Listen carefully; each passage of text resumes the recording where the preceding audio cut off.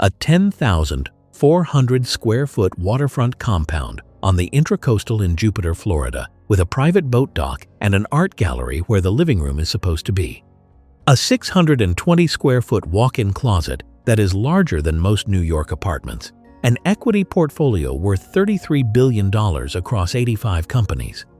And a Compton kid who, by the age of 44, had quietly built a financial fortress that almost no one in mainstream media is reporting on correctly.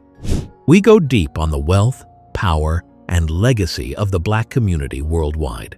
Today, we are not telling the story you have already heard. You know about the 23 Grand Slam singles titles. You know about the Compton tennis courts and the father with a 78-page plan. What you do not know is what she built after the trophy ceremony ended. This is the untold second act of Serena Williams, the move from icon to owner, told through the lens of capital, strategy, and quiet generational wealth.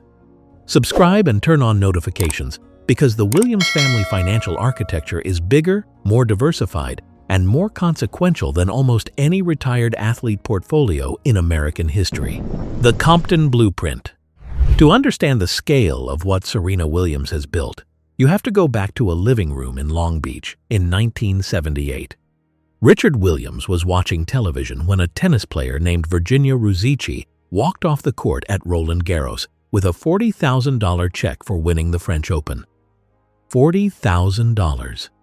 In a single weekend, Richard did the math. That was more than he made in a year. He went into the kitchen, sat down with a yellow legal pad, and over the next several months he wrote what he would later call the plan. 78 pages of how he would raise two daughters he did not yet have to become the two greatest tennis players in the world. Serena Jamaica Williams was born on September 26, 1981, in Saginaw, Michigan. By the time she was 3, the family had relocated to Compton, California, one of the most dangerous zip codes in America during one of its most violent decades. Richard would drive his daughters to the public tennis courts on East Compton Boulevard with shopping carts full of second-hand rackets and used yellow balls. They practiced through gunfire. They practiced through gang fights spilling over the chain-link fence. They practiced when other kids were inside. This is the part of the story that gets told over and over again. What does not get told is what Richard was actually building. He was not raising tennis champions. He was raising business owners who happened to play tennis. He taught his daughters about contracts, royalties, and equity before they ever signed an endorsement deal. He understood, even then, that fame is a depreciating asset and that ownership is forever. Every choice the family made from that point on was a setup for what would eventually become Serena Ventures. The foundation years. Serena turned professional at the age of 14 in 1995. By 1999, at the age of 17, she had won her first Grand Slam singles title at the US Open. By 2002, she held all 4 major titles simultaneously, a feat the tennis world would name the Serena Slam. Over the next 2 decades, she would win 22 more major singles titles, 14 more Grand Slam doubles titles with her sister Venus, and 4 Olympic gold medals. She spent 319 weeks ranked number 1 in the world. The Women's Tennis Association lists her career prize money at $94.8 million. That figure alone is the largest sum any female tennis player has ever earned in the history of the sport. But the on-court money was always the foundation, never the structure. The structure came from what she did with it. In 2004, at 22 years old, Serena signed an 8-year endorsement contract with Nike worth a reported $40 million. It was, at the time, the largest endorsement deal ever signed by a female athlete. That contract was later renewed and expanded, with reports suggesting later iterations valued at $55 million or more. Around the Nike deal, she stacked Gatorade, Wilson, Audemars Piguet, Rolex, Gucci, Beats by Dre, and IBM. In peak years, Forbes estimated her annual income from endorsements alone at $15 to $20 million. Combined with prize money, she was routinely clearing $40 million per year while still actively competing. But Serena had been studying her father's lessons. She was not collecting paychecks, she was collecting capital. Serena Ventures and the Quiet Empire. The first move came in 2014. Serena began making personal angel investments in private startups. She did it quietly, often without press releases. She invested in a small cryptocurrency exchange called Coinbase years before crypto became a household word. She put money into a payment processing company that would later be acquired for over $2 billion. She moved into healthcare, fintech, climate tech, e-commerce, and consumer brands. She did this while still ranked #1 in the world. By the time most people in the public realized she had become a serious investor, she was already 8 years into the work. In 2022, the public got the headline. Serena Ventures announced the close of its inaugural institutional fund, $111 million. The firm now operates out of San Francisco and Washington, D.C., with a small team of investment professionals, and Serena herself serves as managing partner. The thesis was deliberate, calculated, and contrarian in the way that the best venture capital always is. Here is the data. In 2023, women founders received roughly 2% of all venture capital funding in the United States. Black and Latinx founders combined received less than that. Serena's thesis was that this represented one of the largest market inefficiencies in modern American capital. If 98% of money was chasing the same demographic of founders, then the alpha, the outsized returns, were sitting in the overlooked 2%. This was not charity dressed up as investing. This was contrarian investing, dressed up as social impact. As of early 2026, Serena Ventures has invested in over 85 companies. 16 of those companies have achieved unicorn status, meaning they are valued at $1 billion or more. The combined portfolio market capitalization sits at approximately $33 billion. 79% of portfolio companies were founded by underrepresented groups. 54% are led by women founders. 47% are led by Black founders. The portfolio includes the rent-reporting fintech Esusu, which itself crossed a $1.2 billion valuation. It includes the women's health platform, Midi Health. It includes Mercury, the digital banking platform for startups. And of course, it includes Coinbase, the position she opened years before the rest of the venture world caught up. Estimating Serena Ventures' assets under management and the personal value of Serena's stake in the firm is genuinely difficult because much of the portfolio is privately held. But by any reasonable analyst's math, her venture holdings alone now generate more wealth on paper than her entire on-court tennis career did over 27 years of professional play. That is the move. That is the shift from icon to owner. Fame got her in the room. Equity is what kept her there. The Florida compound. Now we get to the real estate. The headline asset, the Jupiter, Florida compound. In September of 2020, an LLC named Krypton quietly purchased a waterfront estate at 6431 River Point Way in Jupiter, Florida, for $8 million in cash. The seller was Yadier Molina, the St. Louis Cardinals catcher and 9-time All-Star. For months, the buyer was unknown. Real estate trade publications speculated.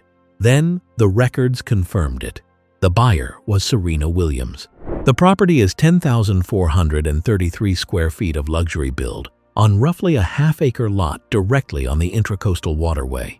8 bedrooms, 7.5 bathrooms, a guest house, a swimming pool, a tennis court, a basketball court, a private dock with deep water access for ocean-going yachts. The original Mediterranean structure was gut-renovated by Serena's older sister, Venus Williams, who runs the Palm Beach-based interior design firm V-Star. The two sisters collaborated on the redesign over the following year, turning what was already a multi-million-dollar mansion into a custom showpiece. The Architectural Digest tour, filmed in 2021, revealed the details that made the property famous. There is no traditional living room. Serena replaced it with a fully curated art gallery, featuring works by Black artists she has collected over a decade of acquisition. There is a 620-square-foot walk-in closet, larger than the average studio apartment in Manhattan. There is a trophy room displaying her 23 Grand Slam trophies, her 4 Olympic gold medals, and her iconic Wheaties boxes. There is a soundproofed karaoke room called Serenade, with a stage where Serena and her daughter Olympia perform together. There is a private chef's kitchen with imported Italian marble. There is a wine cellar. There is an infinity pool that runs to the edge of the dock. Jupiter, Florida, by the way, is one of the wealthiest zip codes in America. The town sits roughly 80 miles north of Miami on the southeast Florida coast. Its neighbors include Tiger Woods, Michael Jordan's frequent guest residences, the late Burt Reynolds, Celine Dion, and the family compounds of multiple Fortune 500 CEOs. Property values in the gated enclaves there have appreciated by triple-digit percentages over the last decade alone, making the Williams family Jupiter estate not just a primary residence, but a significant appreciating asset on the family balance sheet. The California Holdings.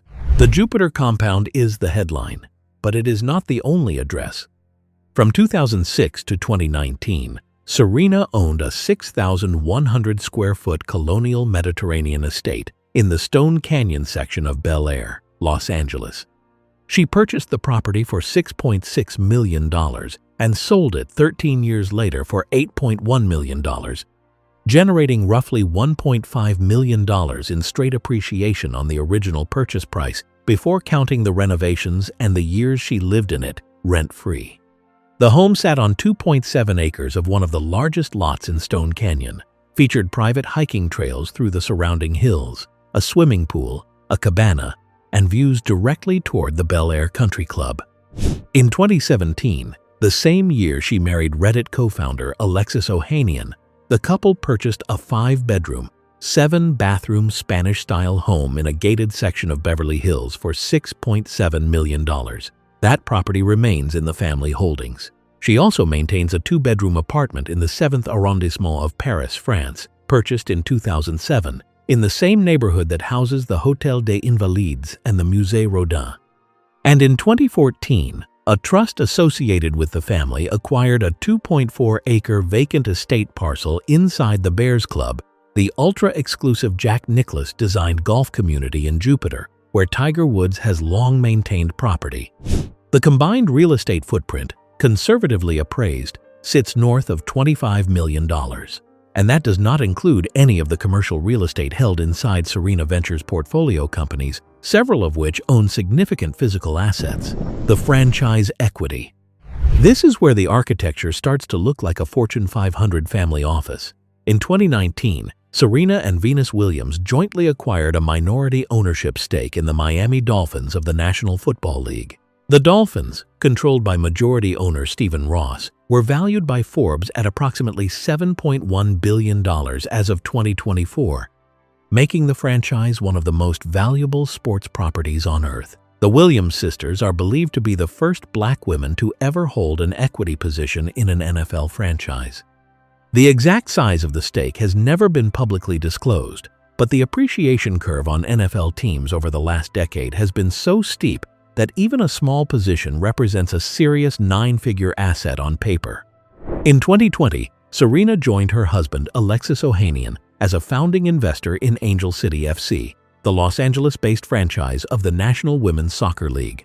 Ohanian served as lead investor. Both of their daughters, Olympia and Adira, hold stakes in the club, making them likely the youngest equity holders in American professional sports.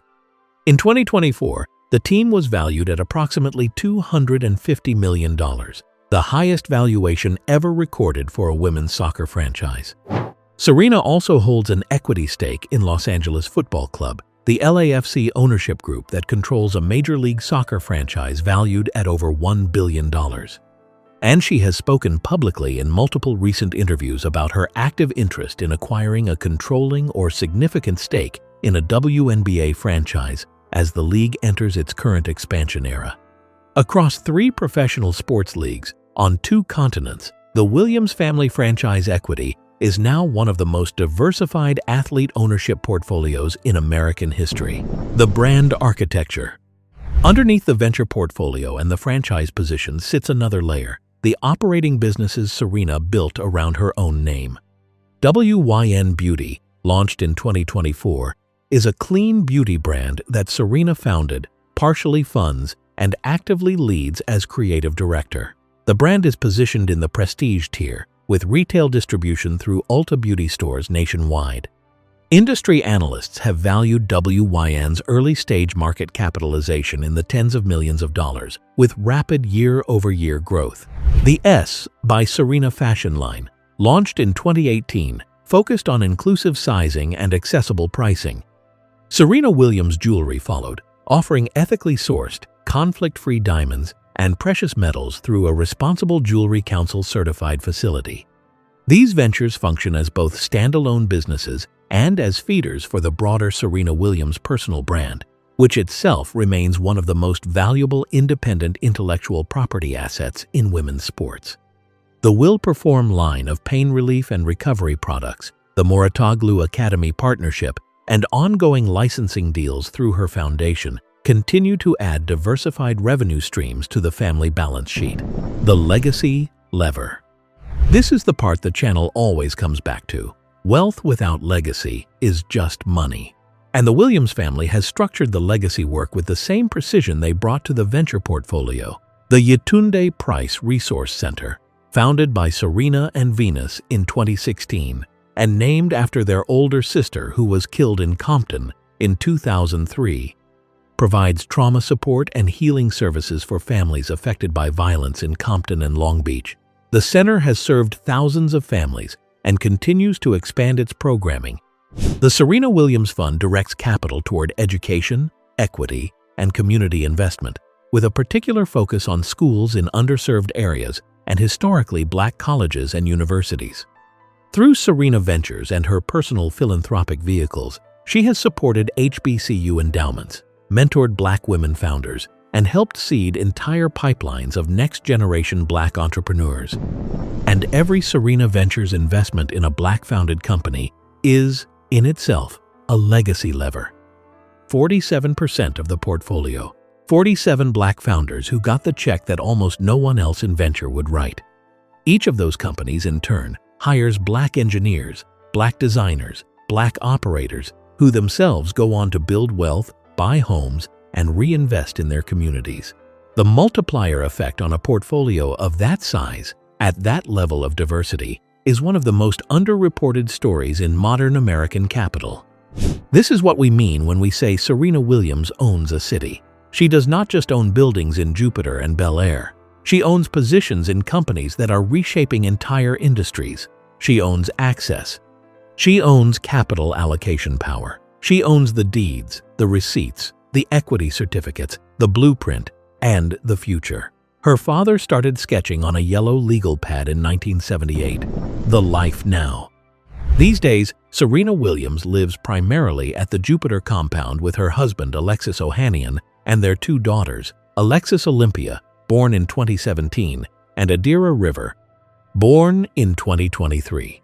The family splits time between Jupiter and Silicon Valley, where Ohanian maintains his venture work through 776, his own venture firm. Serena's parents and her sister Venus all live nearby in Palm Beach County, making the family geographic concentration in South Florida a deliberate generational decision. She still runs Serena Ventures actively. She sits on the boards of multiple portfolio companies. She is a global ambassador for Ro, the digital health company. She has launched WYN Beauty. She has minority stakes in 3 sports franchises and an active conversation about a 4th. She continues to push for a WNBA franchise. She is 44 years old. Her father's plan was 78 pages. By any reasonable measure, Serena Williams is now somewhere around page 2000. The synthesis. Let us return to the numbers from the beginning. A 10,433 square foot waterfront compound in Jupiter, Florida. A 620 square foot walk-in closet. A venture capital portfolio worth $33 billion in combined market capitalization. 85 plus companies, 16 unicorns, 3 professional sports franchises.